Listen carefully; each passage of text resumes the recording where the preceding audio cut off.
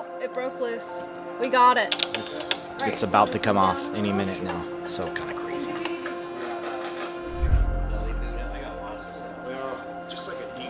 Dave Stutes sold me this airplane. This is his original test airplane, so that's the kind of like the neat history behind it. Yeah, I'm so shocked at how smooth it is right now. Yeah, this is amazing.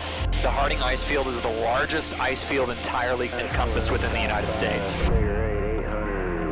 This is awesome. This is so much different than like the interior where I hang out all the time. The coastal stuff is just so pretty. First we were going to go on an epic flight, then we were going to hang an engine, and then we were going to jump in the ocean. And we just accomplished number 3, so now we're just going to go relax by the fire. On summer solstice here in Homer, Alaska.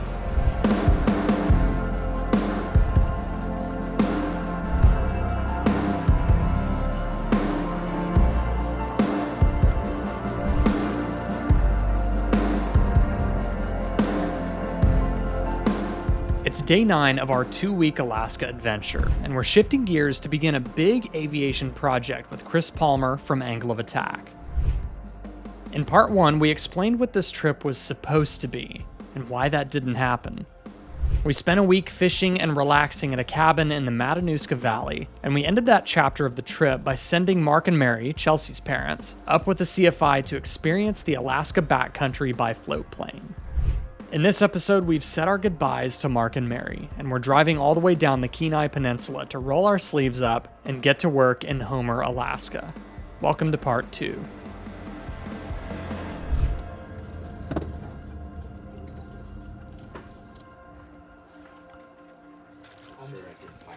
Because our original plan for this trip fell apart, booking the new set of plans was so last minute that we were a bit strapped for options to stay in Homer. But we'll make it work. I would just love a large black coffee, please. Okay. I want the same. Yeah, just 2 of those. Would be great. Thank you so much. I get a spicy hot chocolate. It's so spicy it makes them sneeze in there every time. It is pretty dang spicy.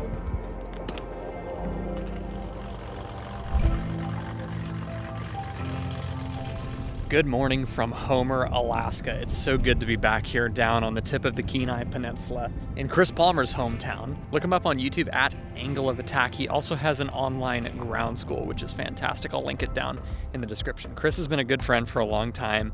Been up here a couple times to visit him, and I'm very happy to be back in Homer for my 3rd time to visit him here. Beautiful, beautiful backdrop, these snow-capped mountains, glaciers in the Harding ice field right here across Kachemak Bay. We ran out and grabbed some coffee, and we drove down to the spit, just kind of took in the sights. Chris is currently inside of his hangar. He's recording some dialogue for a video that he's going to be putting out on his channel pretty soon, and then immediately after we're going to start shooting the next video that's going to go on his channel, and of course we're shooting it right here for Aviation 101 as well. We're waiting on 2 pilots. One of them, his name is Marty. He is showing up in a Cessna 170 with a Stutes engine in it. So it's basically a high horsepower engine. It's a conversion for those airplanes and a few other Cessnas as well. Additionally, we are waiting for Dave Stutes himself. He's actually driving down here with his camper, and we're all going to be working in Chris's hangar right here. Hopefully going to get to do some flying in the next couple of days. So we're coming up on noon here in Homer, Alaska. The airport is busy. Lots of airplanes taking off and landing. The weather is beautiful. It's like 60 degrees out here. There's a nice breeze coming off the ocean. And I think after Marty and Dave show up, we might go hunt for some lunch in town and then get going on our project right here at Angle of Attack headquarters here in Homer, Alaska.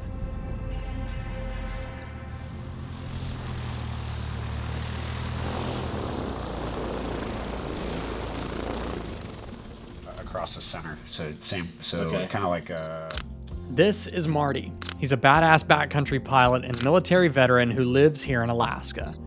And he's also a big part of this for Chris. This is Chris's airplane, a 1963 Cessna 172D, and it's the mascot for Chris's flight school here in Homer, Angle of Attack. This airplane is more than that, though. It's a monument of the past, of friendship, of family, and it's a beacon for the future. This airplane originally belonged to a man named Daniel Bunker, and through Daniel's journey of learning to fly with Chris, already being next-door neighbors, they became very close friends. As time went on, Chris became a partner in the Skyhawk with Daniel. And eventually, Daniel was so busy and fulfilled with his job as a Bear Tour pilot here in Homer that he sold his share of 2-3 uniform to Chris. Earlier this year, Chris got a call that we all hope to never get. Daniel had been in an aircraft accident, flying for work, and the outcome was unfortunately fatal. At this time, the investigation is still ongoing to determine the cause, and only time will tell. On that devastating day, Chris got another bit of news that aircraft owners dread. This tired Continental 0300 has more problems than are worth repairing, and effective immediately, this engine needs to be rebuilt or replaced. After getting news that your friend, neighbor, a husband, and a father is all of a sudden gone, anything material is just noise at that point. Chelsea and I were in Italy when Chris called me to break the news about Daniel. And I remember he said to me on the phone, quote, "If your problems can be fixed with money, it's not a real problem." In aviation, we consider the engine of an airplane the heart, and the pilot is the soul. To Chris, this airplane represents his friendship with Daniel, and the heart of both stopped on the same day. Chris tells this whole story in emotional detail on the Angle of Attack YouTube channel. After mourning the loss of Daniel, a beautiful memorial, and installing a monument at the Brown Arch in his name, Chris now needs to figure out how to revive this tired Cessna and bring it back from the ashes. And that is exactly what we're all here for. Yeah, good to meet you. You brought the dog. Yeah. How are you? It's Hi. so nice to meet you. Yeah, nice finally. meeting you too. Yeah. Does that come all the way out on these? No, I think it's got the retainer clip in there, but and you can see the cracking all through there. So I don't know the time on the engine or time on that particular part. I think it's about 1,300. but From factory new or since last overhaul? Were they brand new Overhaul. last overhaul? since overhaul. Okay. I don't know if they replaced them or not, but. That's why I'm in the business to sell new engines. Old ones wear out. Uh-huh. And these are not overhaulable, I understand, and they're getting more and more obsolete all the time. So that's why we're putting the new Delta Alpha 3 Alpha engine on here to solve the problem. And it'll be available for all aircraft in the Cessna series that has 0300 engines. We're going to eliminate that problem. Well, this engine they developed, Continental developed for one of their STCs, Cessna 172R and 172S. It's a solid crank, fixed pitch, 180 horse, fuel injected, stroked engine to 370 cubic inches. It's got, I think, 2,400 hour TBO on it. The big positive is fuel injection. I'm looking forward to getting it on all the Cessnas that have 0300 engines. This is going to be the 0300 Continental engine replacement. More horsepower, better fuel economy, and now that the 0300s are becoming kind of obsolete, they're overhaul or find parts for and things of that nature and expense to overhaul them. This is going to be a good replacement for it. I almost killed myself in an airplane. What's that? Literally that takeoff right there. That's too high of an angle of attack? No, That's what I almost hit trees at the end of the runway. That's what now you're more concerned about angle Is that, where's that at? Out at Soldovia. Soldovia, yeah. Yeah. Hot day, the air is spilling over the trees, just cutting down. Anyway, let's not talk about it. Just kidding. All right, the new engine has been uncrated. It's uncovered, brand new, sitting right there. New engine smells are filling the hangar, and the work is actually beginning. And Chris is about to get some more horsepower A lot more horsepower. on 2-3 Unicorn. Is this your point and shout location? It is. I point and then people shout. All right, I'll steal Chris's camera here for a moment. Chris is actually across the hangar row here. Oh, he's right there. He's grabbing the engine hoist from his mechanic. So what Marty and Chelsea are doing right now is they're yanking all of the sensors out of the engine. I say yanking, they're doing it carefully, but they're labeling everything as it comes out so they know which EGTs go to which cylinders, which CHTs go to which cylinders. I believe there's a carb temp sensor right here that's going to get labeled.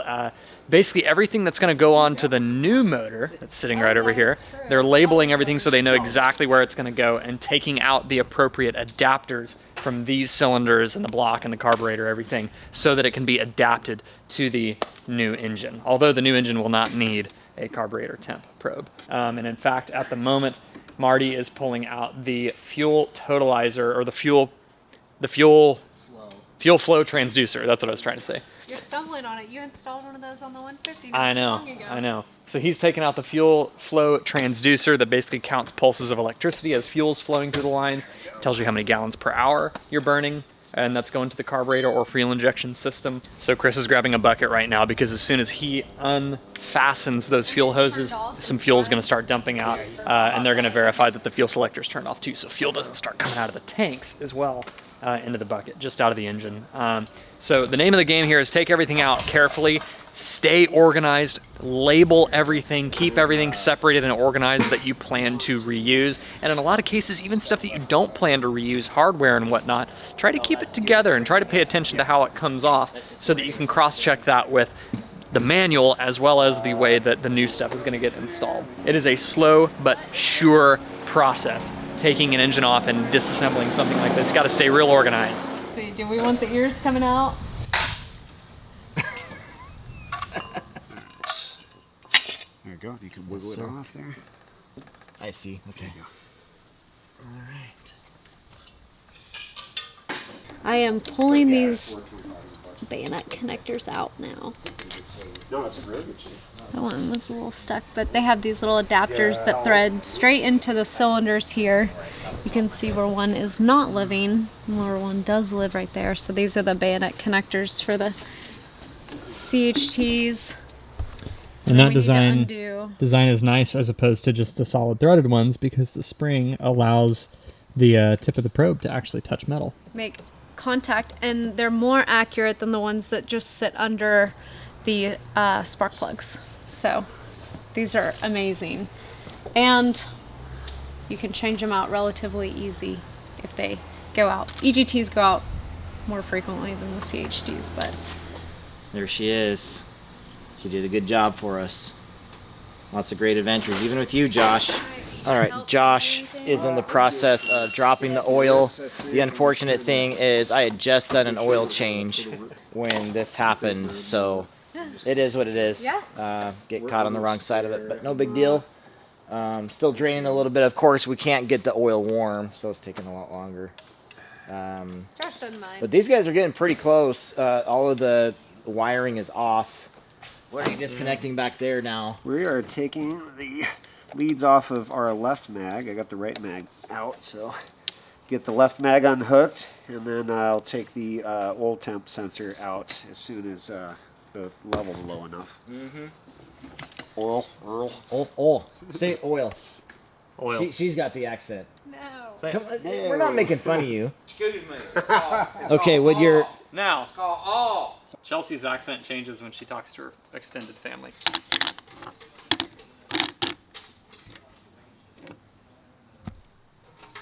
Me chewing on my meat stick.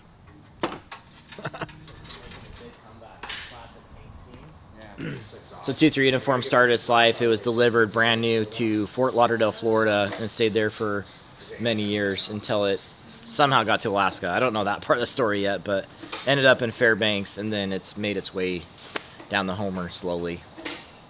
And this is where she'll stay. Here comes the carburetor and the air box. No vacuum. There's your induction system. Woohoo! Here's your little carb heat door. Bye-bye carburetor. Bye-bye carburetor. Do the throttle, it'll squirt fuel. Yeah, it's still got fuel in it. Oh, really? Oh, let's see that. Accelerator pump. That's the accelerator pump. So when you Dude, yeah. push the throttle in fast, Oh my gosh. it squirts additional fuel No kid. No into the kid. manifold. Here. Oh yeah, spray it on your camera. So it's So pulling. it's just kind of compressed in there already, and Yeah, it's pulling fuel out of the bowl. So there's a diaphragm. Where is it here? Oh, it's right here. Right here. There's a diaphragm, and this is a pump. So if you look here, so this is a throttle, and your cable goes to the cockpit, and you push in and out. So as you push it this way, see this plunger going down? Oh, okay. So that pressurizes it. Pressurizes it, and it pushes fuel through out of the bowl through a little jet right there. So as you shove the throttle in, it shoots fuel into the manifold. It's to keep your engine from dying.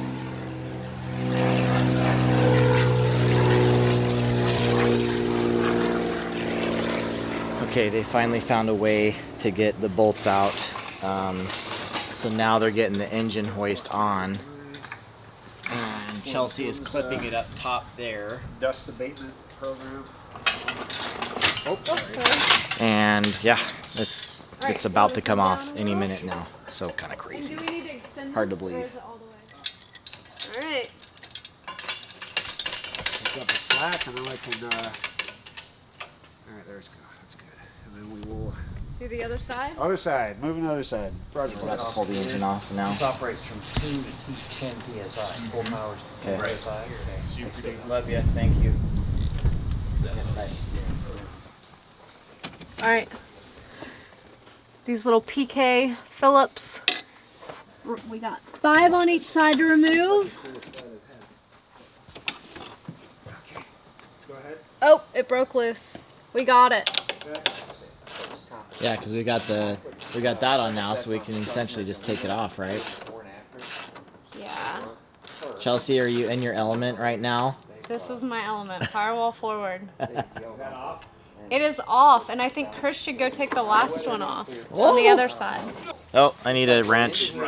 Into the Yeah, chamber. it might have fallen forward a little bit. It's got to Oh, go it back did, in there into the absolutely. vertical. It has no way to cross I it can to take the it. other. Now, what they do say is if you go really deep on a fuel injection engine, it helps. But I think they bored it out. I think we can- Okay, there it is. So, later tomorrow.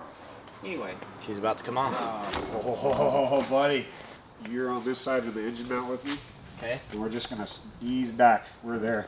Ready? Yep, and we're gonna just watch for anything. Make sure there's nothing. Nothing hanging. No, No, careful no our bolts cables. here.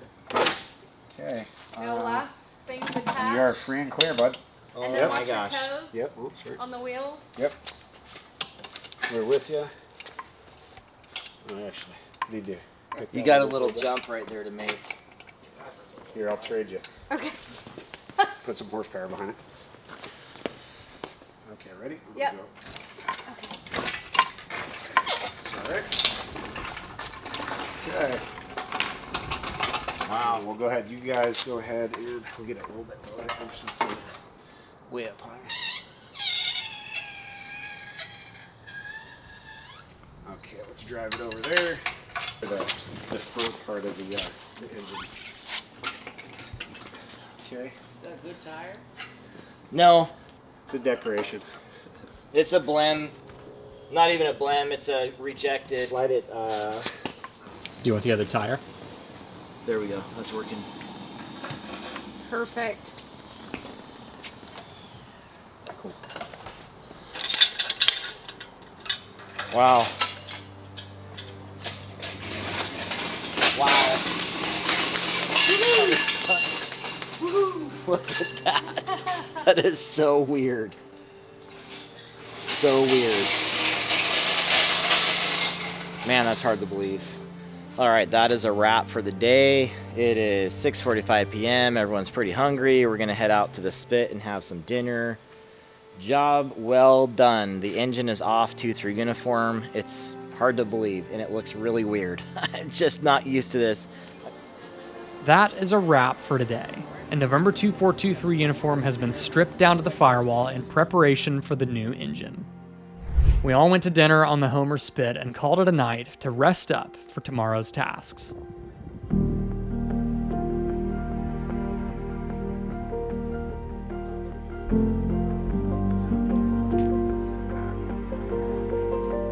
I guess it kind of doesn't. Yeah.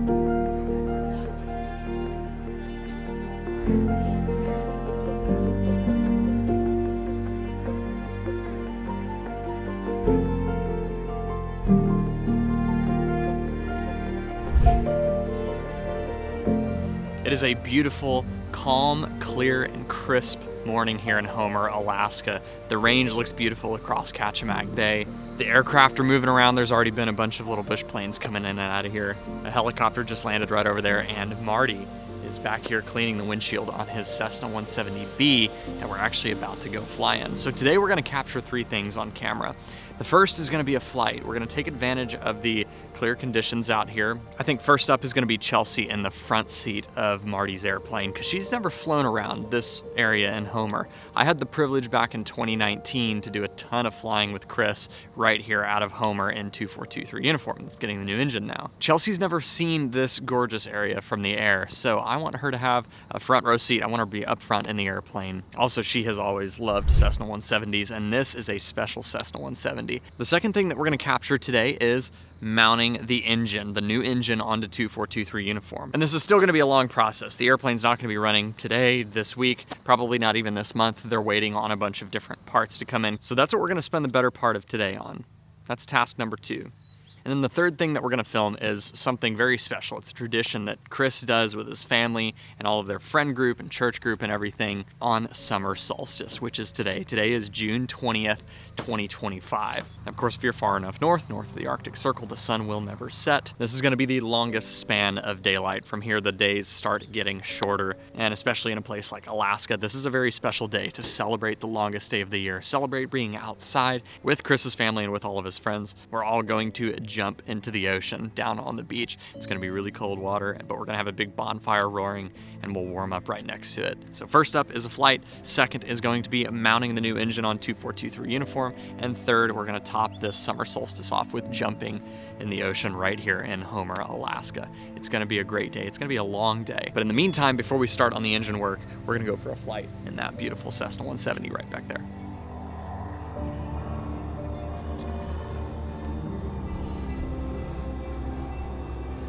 Clear!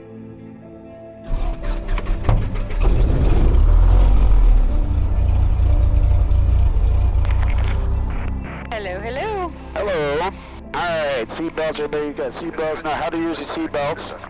Thank you. Vents, just like normal Cessna. If you get hot, cold, I will close this air. If it's cold, let me know. I'll turn the heat on, all that stuff. Also, so this is a team event. This is an unfamiliar area. We've got a good plan of where we're going, but I would like everybody to keep their eyes open for all the other crazy Ivans out there, and don't, if you see it, don't be afraid to call it or whatnot. If I need stereo cockpit, I'll say it, but otherwise, yeah, we're doing this as a team. We're all looking around. Awesome. Homer, airport information, Delta 10, 16500 Zulu, wind calm, the weather is better than 5005, temperature 13, altimeter 3006, favored runway, pilot's discretion, NOTAMs at Beluga Lake, work in progress, vegetation control till 2 p.m. Chetumac NDB, runway 4 localizer, DME, runway 4 and 22, approach lights and PAPI lights are all out of service. Pilot reports are requested, contact on radio 123.6 for traffic advisory, advise on initial contact of Delta. And Homer radio, South 43906 Bravo's over at the north side here by angle of attack. Taxiing for departure with information Delta. 43906 Bravo, Homer radio. Good after morning still. And traffic inbound from, I believe he said 60-foot rock. He got stepped on there for just a minute, but he's inbound for runway 22. And that was just about a minute ago, and 2 carbon cups departed 4 minutes ago southbound along the spit, and 2 stationers departed off to the west 3 minutes ago. And copy all the traffic. I'll coordinate here for departure with inbound for 22. I think the thing that makes this the most exciting today was hanging out with Stutes, having morning coffee with him, hearing how much he's poured into his Stutes conversion and this plane in particular, and now getting to go fly one after hearing all of the stories and the legacy behind it and everything that has gone into this aircraft. It's really fun to get to know these people and then get to go fly with them. And then also, what a beautiful backdrop. How can you beat it? So morning coffee was perfect, and now we're off to the mountains, the flying portion of it. This is my Super Stutes 170. Dave Stutes sold me this airplane. This is his original test airplane, so that's the kind of like the neat history behind it. It's my family's airplane. Dave knows my family pretty well, and he's helped me through my iterations of aircraft and flying, and helped me with my first airplane, and then got me into this airplane. And this airplane's history is this is the test platform for his STC. So this airplane actually flew with the Titan variant on it, and got all the data, and they did all the stuff for the STC, which enabled us to get to the point we're at right now. So this airplane's got a long history with Stutes, and then I'm just super fortunate that I was able to get this airplane, and Dave, pretty much just put me in it. And I take my family out and fly it a bunch, and so we've kind of evolved from 2-seat aircraft as inexpensive as I could do, and up to something where now I can take my wife and my 2 little ones with me, and we can go have all sorts of adventures and have a really reliable power plant, just a capable airplane that can take our gear. And I know that it's gonna get my most precious cargo everywhere it needs to go, so it's just a pretty cool airplane. And how long have you had this plane? This is my 3rd summer with Yeah? it. I got it the summer before last. And do you ever put it on skis up here in the I winter? do. Yeah? Oh yeah. Heck yeah. Good volts, fuel pressure. Alright. More correct. Fuel flow, trim set, flaps, we'll wait. Prop mixture is in. Lights are on. Yeah, that was this whole lower, upper, everything I rebuilt. All new parts amazing. and stuff. And the biggest thing that Dave had, like the radio, people put radios around the glove box here and all that stuff. I got this whole lower from that guy, and it had the original glove box stuff, and I was like, glove box! Like, I was super excited about the glove box. Homer traffic, Cessna 96 Bravo is departing 4 from Bravo, going to be a right turn out to the south. Homer. Approaching runway 04. Everybody ready? Runway We're ready. 04. I'm strapped in and ready. 6,000 feet remaining. All right, lights are on, mixture, prop in, fuels on both, squawk in, lights, camera, action. And Homer traffic, Smoky Bay 57, Mike 1 and 2, coming up on the barge bases, entering the right base for 4. Brian, I think I'm going to be a little bit in front of you. Okay. Go ahead, I will do a 360 here to the right of the barge base.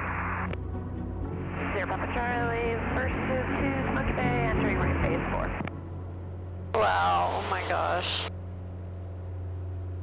500, big pull, little pull.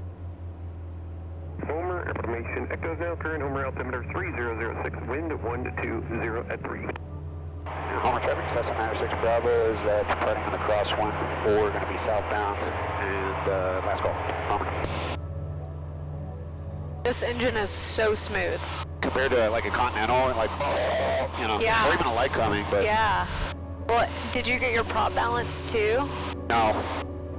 It just feels so dialed. It's that carbon fiber prop is so wild how much like the inertia, like the up and down, how fast it spins up or comes off. So like when you're flying this thing, it's like it is micro adjustments because it'll just go like Yeah. all the power come on.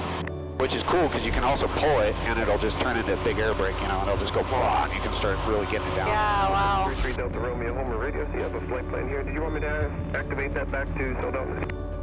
Yes, please. 3 Delta Romeo, roger, and just give you an update on the traffic. This one departed a couple minutes ago, southbound, and another station here should be turning base to final runway at 4. I took my family like a month and a half ago, 2 months ago. We flew up to Mount Spur, the volcano that's active. Oh yeah. Because it was supposed to go. It was like getting really, really active. And so some people were flying up there and just flying around the caldera. And so we loaded up and flew out. It's about a 45-minute flight from my house to go across the inlet. Okay. And we got up over the top of it and did some circles. I got some really cool video. Oh, that's awesome. The kids were watching, it's steaming and stuff. Right. Oh my gosh, it's so smooth. Yeah, it's buttery. This is unreal. Station 3 with you, Romeo, we're 10 miles east now to the Red River. That is the Grand Glacier. 3, we're climbing westbound. It's hard to not get too absorbed by phones and cameras when you cannot take a bad shot. I know.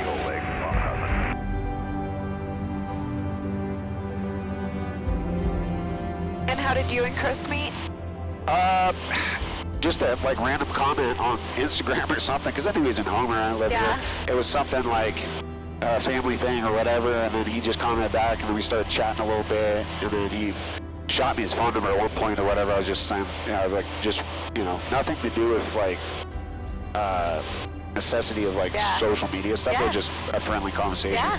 And then we met at the Airman's Gathering and kind of introduced, like, hey, what's up, man? Like, Marty, nice to meet you in person and stuff. And then we've stayed in contact over the time. That's so. awesome. Station 3 with you, Romeo's over the mouth of Red River at 8.2, we're climbing westbound.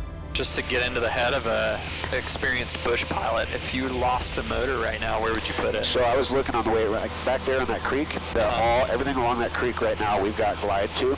And so there's also, that's what I was showing Chelsea a second ago, there's a little strip that's actually somebody marked on that. Oh, okay. But I'm comfortable, by the time we got there, there's tons of spots along the creek for glide. And so that's my first go-to is like, I see that big bend right there that's wide open. I'm assuming that strip's in that place anyways, but that's where I'd be going to. So.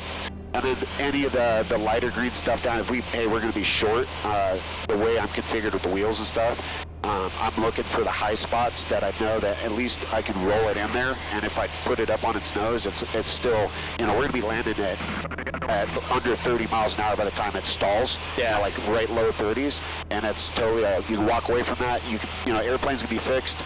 People can't. And so it's always like, cool, man, where can I crash the airplane safely is the idea. So the first thing is like, where's the, how far can I glide? I'm always like, as we're going along, I'm hopscotching like places I want to try to get to. So perfect. Yeah, that's, everybody always kind of thinks about it differently.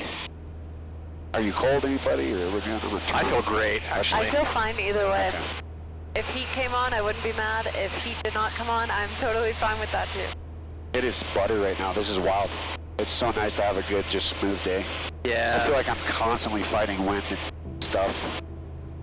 And do you carry a survival kit on board all the time? Green bag, yep. I have a summer and a winter configuration of it. Wow. But yeah, that's it's actually Alaska statute. You're required. Oh, really? Yep. Yeah, Alaska statute has like a list of things you're supposed to have, and, like requirement of survival kit. So. Yeah, Josh carries a good survival kit in the 172. I carry next to nothing in the 150. I should probably fit something out. Yeah, like down in the States it's a little bit different, but like you got to think of like, where am I going? What am I covering? How close am I to, rescue or whatever? Right. And, the one non-negotiable, no matter what we're doing, is in-reach stuff. Yeah, the Garmin in-reach. Yep, that is 100% non-negotiable. Especially coming from the rescue side up here, like that's the thing, it's... That'll get you saved quicker. Yeah, or say you just have an emergency, you don't necessarily need to be saved. Like I could call a buddy, phone a friend to get parts or something. Right. I have no cell service, but I can communicate through the inReach. Like, hey, I need this, this, and this. I'm okay. This is where I'm at. Here are my coordinates. Yeah, exactly. So it's just it's such a useful tool. Oh, look at Alpine Lake right here. I think Harding is the Harding ice field is the largest ice field entirely encompassed within the United States. Figure 800 left. Stationer 3 Whiskey Romeo, we're just on the east side of Chiliaca volcano at 9.1. We'll be descending down the Red Glacier, Chiliaca. Is that I feel like this might see one little runway that's like right on the edge of the bay. You see it, it's like bordering the water down there. So you see the bay right down here? Uh-huh. It's on the left side of the bay. In the shoulder? Yeah. I wonder if that's Jackaloff. It seems like that might be it. 747, keyhole, eastbound 1000. Yeah, that's probably it. Little keyhole. And then I think that the other one might be on the right side of the bay. If you kind of follow the shore up and it hooks to the right, there's a clearing in the trees and it looks like there's a hangar down there. Yeah, it does. I think that's the private runway. That's Bootlegger's Cove. Yeah. Bootlegger's Cove private. Yeah, that looks like it's, that sounds about right. Best we can do is make a landing at one of them, see who yells at us. Yeah, I'll avoid the one with the hangar just because I know how that usually goes. Right. I would feel a certain way if somebody did that to me, so that's not fair. That's right. And are these people, it looks like a bunch of buoys in the water? Is that like a net? I would assume maybe like some sort of net or fishing operation. I don't know. I can't tell.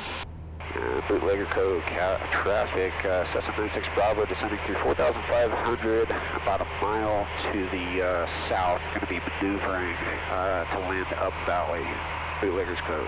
Correction, we're going to be on Jackaloff. So, morning flow, like cold air coming down valley, so most likely going to be landing up the valley there. The morning flow is doing its thing. Cold ice cubes and things up in the mountains, and the cold air descending down the valley till the heat overpowers it and starts going back up. Oh, look at that little lake there. Oh yeah. It's pretty. all kinds of beautiful remote lakes. Yeah. It's really nice and calm out here too. It's awesome. Like the water's just kind of glass. There's a piece to it. Yeah.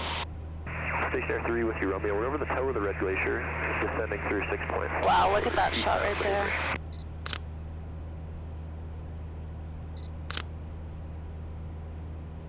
There's the runway. Yep. It looked like it had a curve to it. Yeah, I got a little left bend-ish, or right, I guess. From here, yeah, I guess a right bend. I'll just take a look at it and see what the wind's doing here right now. Pretty neutral.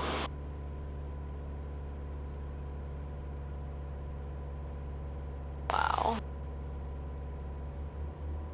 Prop mixture goes on both. Got 10 degrees in.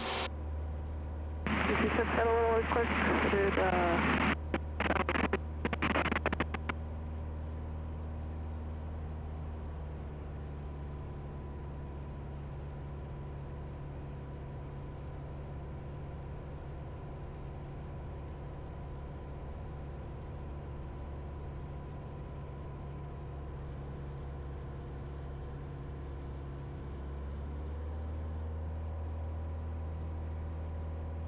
Oh yeah, it's nice.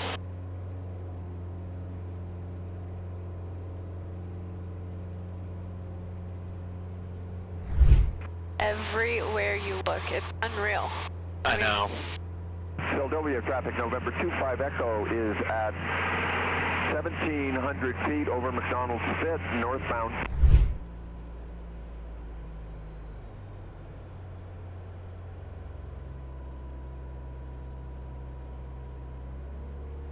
Philadelphia traffic, 0, Papa Charlie, Philadelphia point, left base final 16.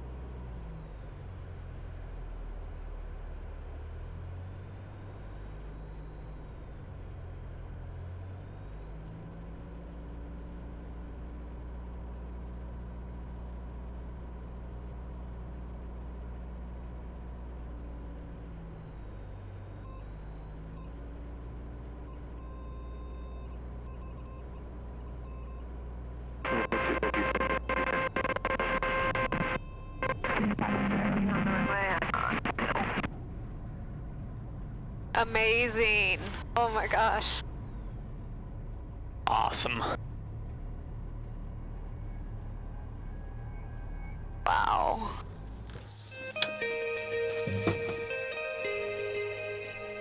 This is awesome. This is so much different than like the interior where I hang out all the time. The coastal stuff is just so pretty. There's like a huge difference in how the trees are and stuff, you know, that kind of like temperate rainforest trees, and yeah, it's beautiful down here.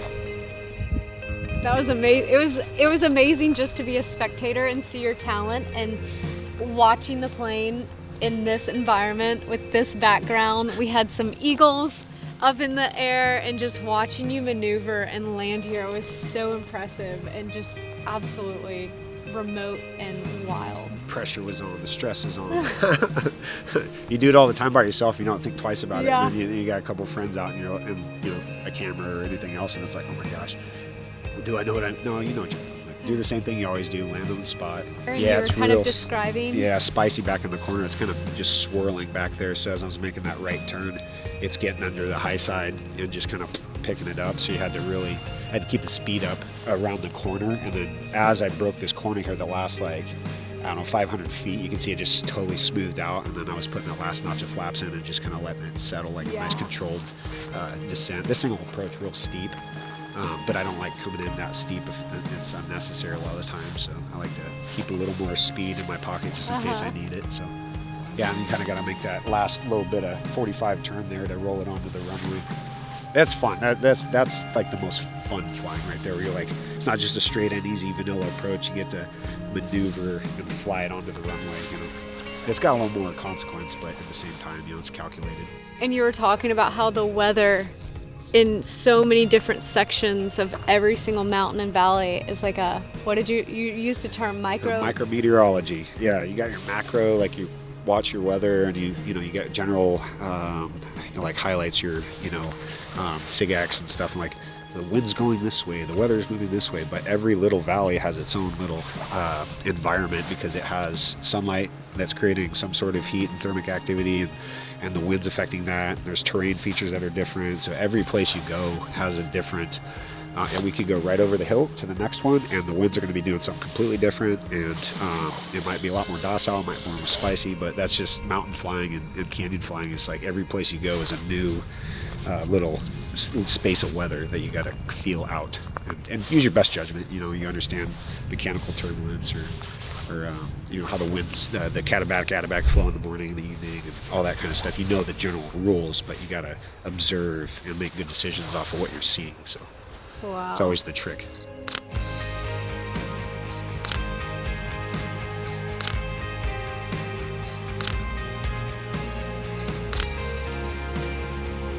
What an absolutely beautiful spot up this bay. This is called Jackaloff Bay. That's the name of this little dirt strip here. It's a public dirt strip, and then this is tidal saltwater right here. So just absolutely beautiful place. And then right up there, kind of around the corner, is the Harding ice field and just snow-capped mountains in the background. Actually, a couple of campers that are staying right over here in their own camper, they heard a plane come in and they got excited and they were like, oh, let's go check it out. And they were excited that he did a few takeoffs and landings here while we got some footage. So we chatted with them for a minute. We hung out here for a handful of minutes, and I think the mosquitoes have found us, but what a treat to come out here this morning. Just a beautiful morning. The breeze is starting to kick up a little bit. Marty said it's getting a little bit spicy up there around the corner. When he was kind of downwind to base, the wind was just kind of picking up the airplane and rocking it around a little bit. So we're gonna head on back, get out of the mountains, get back over to Homer, and get on with the rest of our day. To task number 2, hanging the new engine on 2-3 uniform. So we're gonna hop back into Marty's beautiful Cessna 170B, head back across the bay.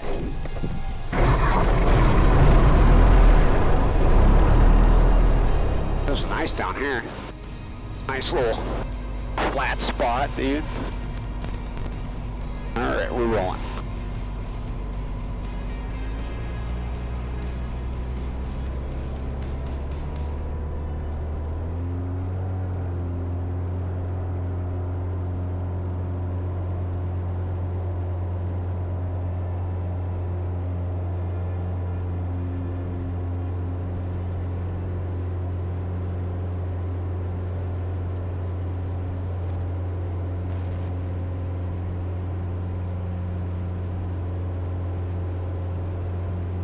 Gosh, the performance.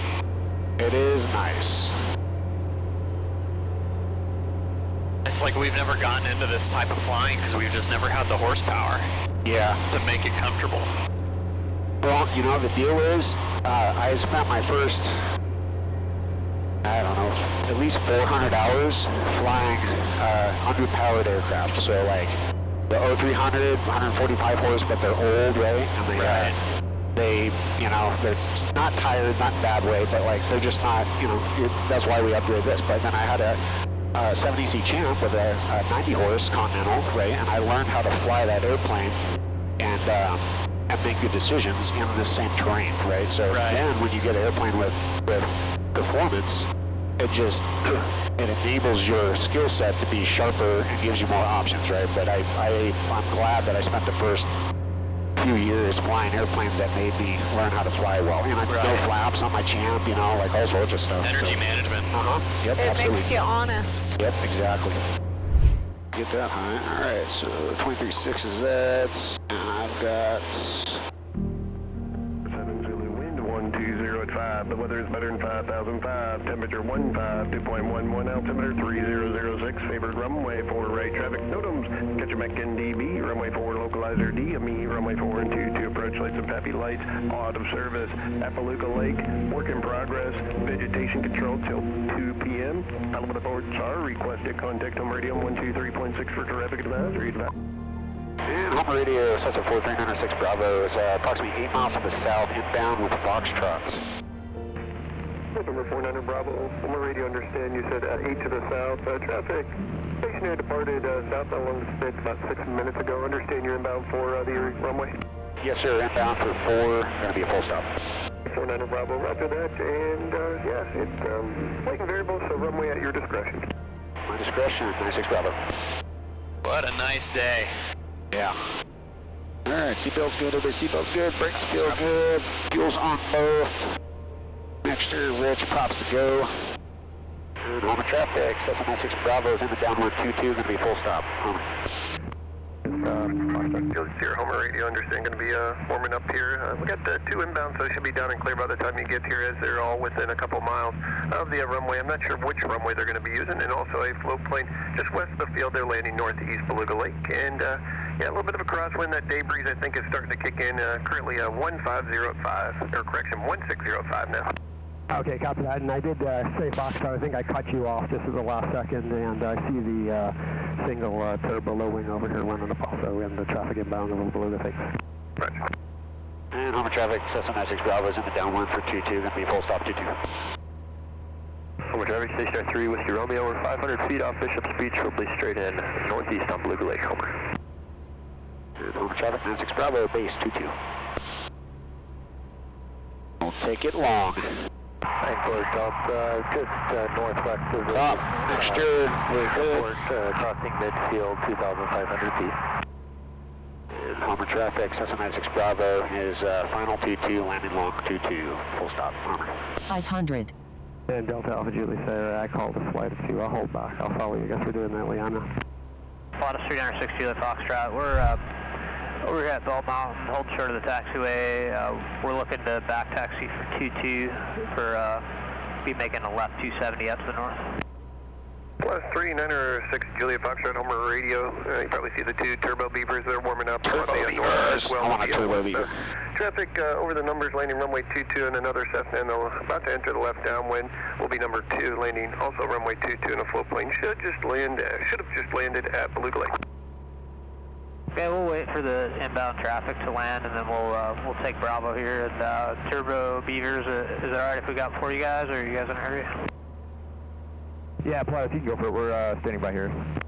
Okay, cool. Yeah, we're gonna back taxi 22 after that second plane lands. And Home Radio 3 Whiskey Romeo is down and clear. If you can close me out, thanks. 3 Whiskey Romeo, we'll go get you closed out, thanks. Home Radio, good morning. Transzone 153 is the DC-3. We're about 15 miles out to the northeast. We copied all the traffic. We're inbound Foxtrot, Planet 22. Transzone 153, Home Radio, good morning. Appreciate it, thanks. And wind now 106. Transzone 153, thanks. Very nice wheel landing, sir. Thank you. Left downwind, runway 22. I'll go around the second beaver here between you guys. Get out of the way. Thank you, gentlemen. I appreciate you. Yeah, thanks. Wow, look at them. I'll trade you a real nice 170 for that turbo beaver.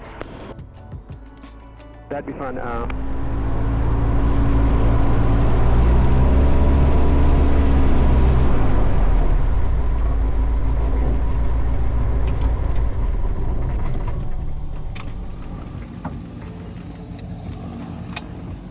All right, we want one.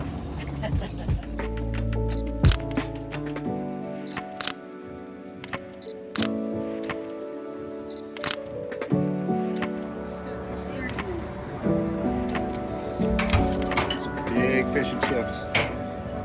After spending the morning with Marty and his beast of a 170, we're off to lunch at the Boatyard Cafe. There's no better setting to enjoy some locally caught fish and chips with friends than a warm summer day in Alaska.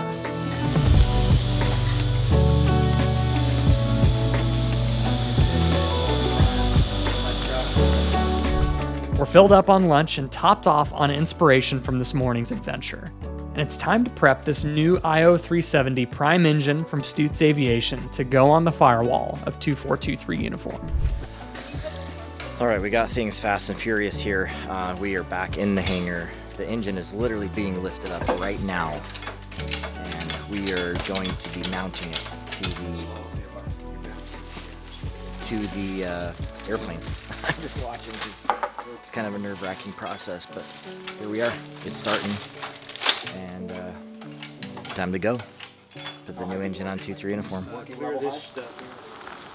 We have a visitor that's going to stop by the hangar, and if you've been watching Aviation 101 for a while, you may recognize him from the very first Alaska series. Our hero! Ooh. What's happening? I didn't know you were here. Did you fly with this? No. You haven't seen you in 6 years. I was about to say, it's been a long time. Good to see you. You look great. This is Martina. This is Rob, and the last time he was on the channel, and actually the first time I met him, was in 2019 when Chris and I visited him while he was working in Bettles, Alaska. Lodge, Old Sourdough Lodge, and the Old Sourdough Outfitters is here, which is all has to do with the Bettles Lodge. I don't know exactly how. Bettles is all run off of generators that run 24 hours a day. I should know you. I'm Rob. Dave Suits. Dave Suits. Nice to meet you. That's your 170 then. That's his powered Previous. 170. He does the Previous STCs for these engines. Ah, sold it to. Oh, you're getting the 360 now. It's a 370, 180 horse. Hello. Hello. Hello. Welcome home. Don't wake it up. Oh, it's going to be woken up soon, I'm sure. When it starts crying, you know it. Oh, yeah, I bet. So this will be 180 horse fixed pitch. Nice. Yeah, amazing. That's awesome. It was great to cross paths again and exchange how life is treating us all these years later. Time really does fly. Okay, let's go down a little bit. Back center. Okay, past center. All right.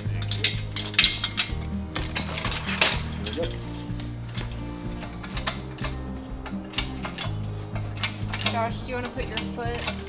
Feet will go inside. Needs to go outside There you go. Now you're up. Now you can go up. And then rotate it around. Rotate this to the front. Where's your 3/4 wrench? Take it off. Oh, watch out for that guy.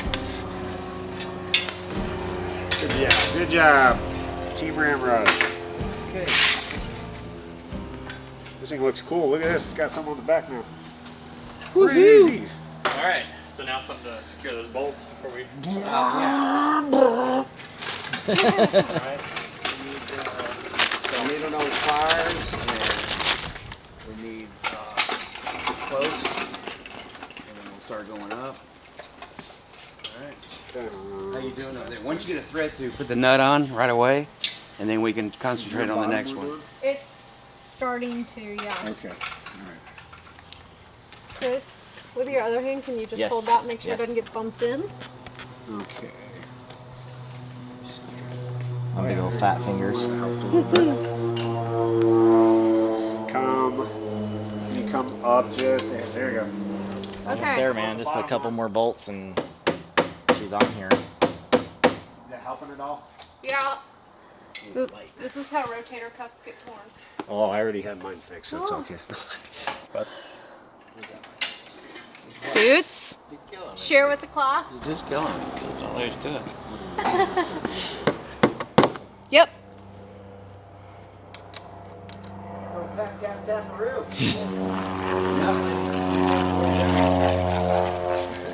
She just needed a bigger hammer, that's all. That's right.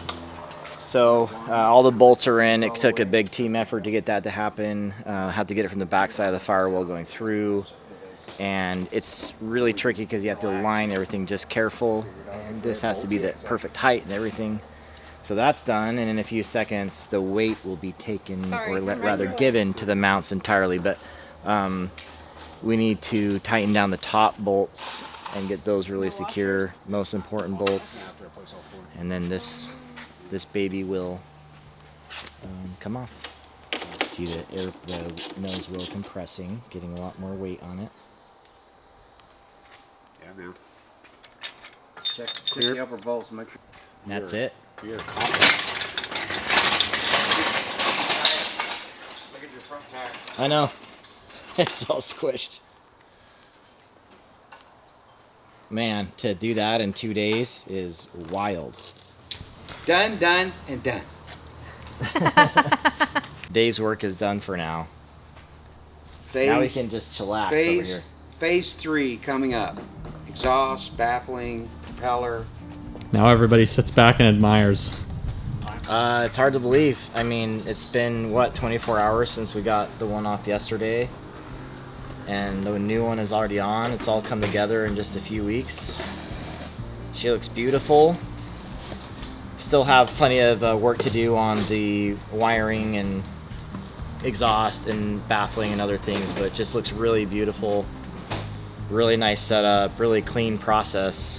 1965 engine when it stopped being produced to a 2025. Everybody's trying to steal it from you. Here she is.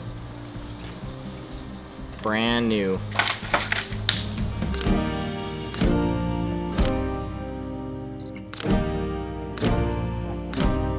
The new engine is hung on the motor mounts, and I can relate to Chris's excitement for what's to come with 2423 uniform.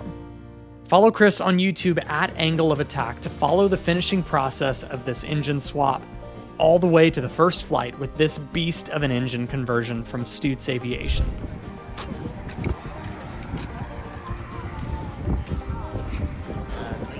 At 6:41 Alaska time, it will be solstice, summer solstice, longest day, longest time of the year. We're all gonna splash in the water. It's gonna be epic. We got the whole town here and having a good cookout, but soon enough it's gonna be freezing.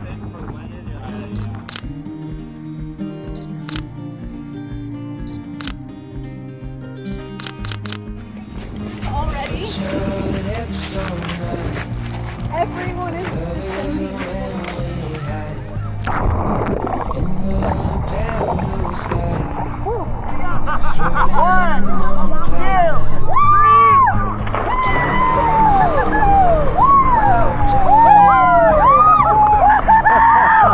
I'm doing it again!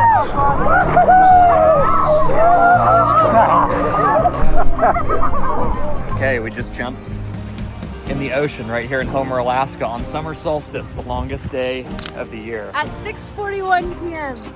Gosh, it's cold. It's very cold. You get acclimatized to it after a few minutes, but then I could like feel the goosebumps coming through my swim trunks, and it's time to get out. I think that they said that the water was 55 degrees. That's what Chris was saying, yeah. So it was like a cold plunge. We do this whole aviation thing because we love airplanes, obviously, but you come for the planes, you stay for the people.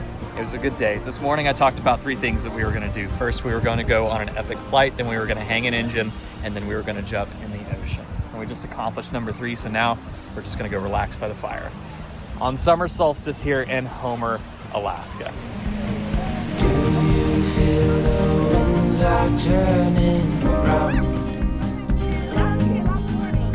'Cause what goes up must always come back down. But I'll be safe in your arms, like the light in the day never part. What do we do after jumping in the ice cold ocean on summer solstice? We go get some ice cold treats. Homer is an amazing place, not only because of the beautiful scenery and coastal Alaska vibe here, but also because of the memories we've made with friends. We spent the next 3 days relaxing and hanging around with Chris and his family, and we managed to swindle Chris into taking our engagement photos against the backdrop of his picturesque home.